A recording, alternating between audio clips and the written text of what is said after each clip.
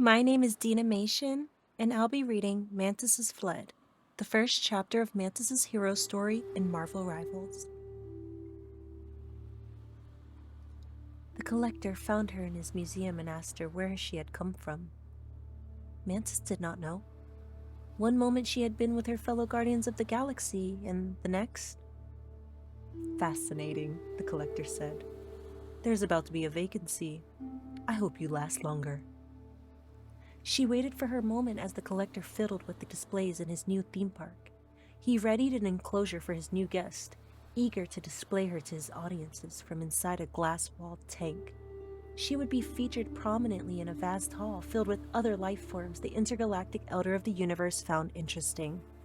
Many were humanoid, but the others ran the spectrum of physical shapes from globs of protoplasm to members of the Brood, their hive mind forcing a constant thrum in the back of Mantis's mind. It was tough being a telepath sometimes, especially in the presence of so many fearful minds reaching out from their cages. One of those minds was peculiar and interesting to her. Unlike the others, it was all excitement. Emotions turned all the way up, like every thought it had ended in multiple exclamation points. He was full of a kind of joy that Mantis found infectious, even though she was held prisoner in a psychotic museum in deep space 1,000 light years from the nearest planet. Jeff. Jeff. She smiled at his name and thought, I would very much like to meet you, Jeff. Another mind, physically closer to Mantis, also drew her attention. A human woman whose mind teemed with memories of war. No, not human, but something close. She was a deadly warrior. Mantis, who knew a little something about being deadly herself, thought that if she ever managed to escape, she might enjoy taking the battlefield with this woman. She called herself after one of the weapons she wielded, Psy. But in her mind was a deeper name, one Mantis would have to ask if she ever got to talk with this warrior. That's far enough. Get out. And with that, Mantis lost her connection to Psy. She was psionic too, and her last thought screamed vengeance. So Mantis returned to listen to Jeff for a little additional dose of optimism. There were so many others, but Mantis enjoyed the company of these two. Jeff because of his irrepressible joy, and the few bits of Psy she could latch onto because she put Mantis in mind of escape and revenge. Mantis started to form a plan. Well, another plan. She had been forming plans to escape practically since the moment she had arrived. The other feature of this hall in the theme park was its garden. The Collector was not only interested in animal organisms. Huge trees, ferns, flowering vines, mosses, and more bizarre forms of vegetation grew over and around the tanks containing the exhibits, including mantises. Those plants would be her way out. For a time, she had tried to use her telepathic powers to influence the Collector's cleaning and maintenance staff or one of the guards to open her tank. Then, she had tried to use her powers over plants to get them to grow over her tank and break it apart with their roots. Neither worked, and Mantis realized the Collector had built this tank to dampen her active psionic powers. She had another option to escape, but it would be an act of desperation, and if the Collector had blocked it as well, Mantis didn't want to know that just yet. After what felt like weeks, though, he forced her hand. Her tank was wheeled into a large arena and placed inside a larger, transparent chamber. The stands were packed with spectators, the noise from their minds nearly intolerable to Mantis, filled with eager bloodlust she couldn't shut out. She reached out, probing the barriers that imprisoned her, and found that the Collector was still somehow blocking her telepathic powers. Another tank came into the arena, and inside, it was another Mantis. Even before their individual tanks dissolved and the Collector himself called out over the speaker system, Mantis understood what he wanted. It seems I have another duplicate in my collections, he proclaimed. These infinite mantises are intolerable. So again, my people, I have transformed this excess into entertainment. 2 mantises enter. One Mantis leaves. The crowd exploded with raucous cheers. The other Mantis looked at her. How long has she been imprisoned here? Has she too tried to escape? Had anyone tried to rescue her? In this timeline, was she one of the Guardians of the Galaxy, or... Mantis knew she would never know. She didn't have time to find out, and she felt the waves of anguish and desperation radiating from the other Mantis. There was no barrier between them. Mantis tried to calm her, but the frenzied crowd made that impossible.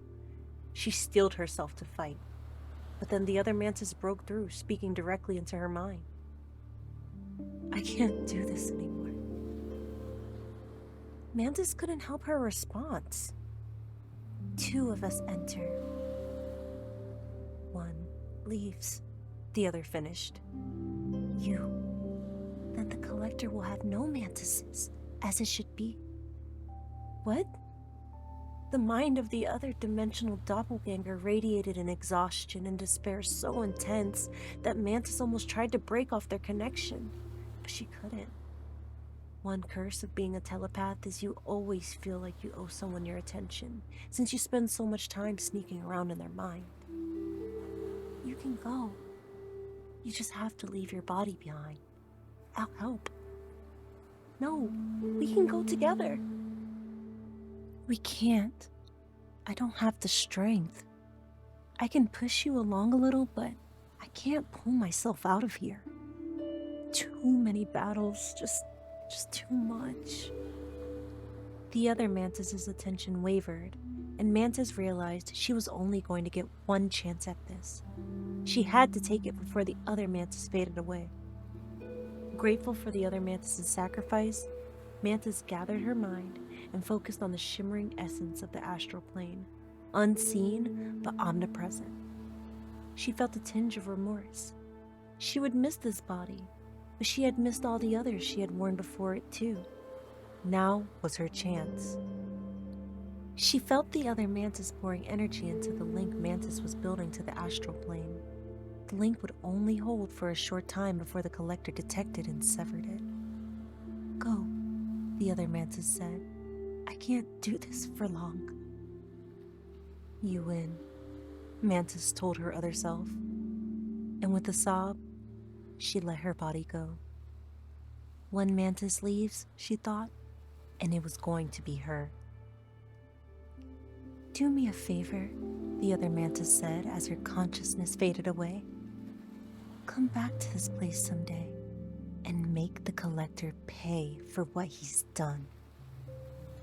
In the astral plane, the collector's theme part was a scintillating stew of thoughts and emotions emanating from hundreds of different life forms. Mantis floated free of her enclosure and dove into a thicket of alien plant life, feeling the sensation of the vegetative consciousness enclosing her. She greeted the plants and made her request. In a rustle of leaves and a twitch of vines, they agreed. From the cells of vine and flower, branch and bark, Mantis built herself a new body and sank into it from the astral plane. It was a draining process, but also a thrill as she felt her physical self become real again. She thanked the plants, and they rustled their acknowledgement. All right, collector, she thought. Now we'll see what happens when one of your prize exhibits gets loose. When she stepped from the garden, fully formed in Mantis again, alarms were shrieking. The collector was onto her. She had already figured out which way the hangar was, where the collector's huge fleet of spacecraft were docked, but she had something else she needed to do first. Navigating through the collector's museum, Mantis got close to the spot where her old enclosure had once been. Across the gallery, Sai stood in her cage, looking back at Mantis. Didn't call out, didn't ask for help, just looked. Mantis ran to Sai's cage, knowing she didn't have much time. The collector's guards wouldn't be looking for her here at first, but they would get around to it sooner or later. Your name is Sai, right? Mantis asked. The women in the cage glared back at Mantis with curiosity. You got me out of your head, Mantis said, but you never left my thoughts. Would you like to get out of here? We might have to fight. Sai smiled a smile as thin and deadly as her blades. At that moment, one of the collector's guards lumbered around the corner and caught sight of Mantis. The guard, a massive humanoid with tusks and a clubbed tail, did a double take. He was transporting a glass enclosure with Mantis's previous lifeless body within it. "What the?" the confused guard exclaimed. He never got a chance to finish his thought. Mantis leapt into a spinning kick that snapped the guard's head back. Before he could recover, she kicked his legs out from under him and landed an elbow in the middle of his forehead. As he hit the ground, she gave him a little telepathic encouragement to stay down. His agonized grimace turned into a sleepy, peaceful smile. "Nice," said Sai as Mantis opened her cage and set her free, "but not permanent enough." As another group of guards ran down the hall, Sai leapt into action. Her abilities no longer dampened by the enclosure, she manifested a sword made of pure psionic energy and began slashing at the guards with deadly precision. Each cut set her foes' synapses ablaze. Sai stood over one of the fallen guards and raised her blade high, ready to deliver a lethal strike. But she stopped when Mantis put a hand gently on her shoulder. "It doesn't need to be permanent," Mantis said, already moving down the hall and beckoning for Sai to follow her. "It just has to last until we're gone." Sai looked down at the guard for a moment. In her old life, back in the demon days, she would not have shown such mercy. But this was a strange new world she found herself in. Sai took a deep breath, let the psionic blade fade from her hands, then turned and followed Mantis deeper into the collector's compound. "How can you be certain we're headed in the right direction?" Sai asked as she kept pace with her liberator. "The citadel is like a maze." "The guards know their way around," Mantis said, "so I borrowed a map from one of their minds." "Clever," Sai said. "There should be a hangar straight ahead," Mantis continued. "We'll be able to find a ship there." "Then why are we turning left?"